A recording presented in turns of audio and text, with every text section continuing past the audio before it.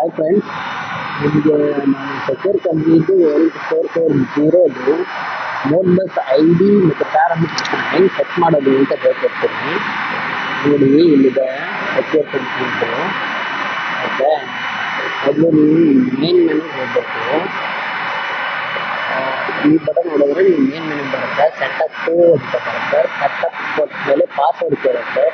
Password ಬಂದ್ಬಿಟ್ಟು 1 2 3 ಮತ್ತು 4 ಅಂತ ಕೊಡಬೇಕು. 4 ಕೊಟ್ಟು ಓಕೆ ಅಂತ ಕೊಟ್ಟರೆ ನಿಮಗೆ ಈ ಥರ ಒಂದು ಆಪ್ಷನ್ ಬರುತ್ತೆ. ಈ ಆಪ್ಷನಲ್ಲಿ ಕಾಯಿಲ್ ಅಂತ ಇರುತ್ತೆ. ಕಾಯಿಲ್ಗೆ ಹೋಗ್ಬಿಟ್ಟು ಮೊದಲು ನಿಮಗೆ ಕಾಣಿಸ್ತಾ ಇದೆ ಬಾರ್ಡ್ ರೈಟ್ ಅಂತ. ನಿಮ್ಗೆ ಏನು ಬಾರ್ಡ್ ರೈಟ್ ಬೇಕೋ ಅದನ್ನು ಸೆಟ್ ಮಾಡ್ಕೊಂಡಿರ್ತೀವಿ. ನನಗೆ 9600 ಬೇಕು. ಸೊ 9600 ನಾನು ಸೆಟ್ ಮಾಡ್ಕೊಂಡಿದ್ದೀನಿ. ಆಮೇಲೆ ಐ ಡಿ, ನಿಮಗೆ ಐ ಡಿ ಏನು ಬೇಕು ನೀವು ಇಲ್ಲಿ ಸೆಟ್ ಮಾಡ್ಕೊಬೋದು. ನನಗೆ ಇಲ್ಲಿ ಬೇಕು 16, ಸೊ ನಾನು 16 ಅಂತ ಸೆಟ್ ಮಾಡ್ಕೊಳ್ತೀನಿ.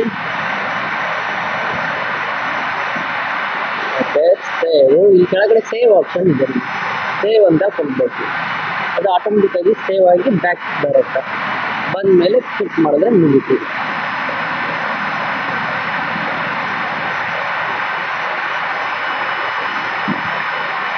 ಇಷ್ಟ ಫ್ರೆಂಡ್ಸ್.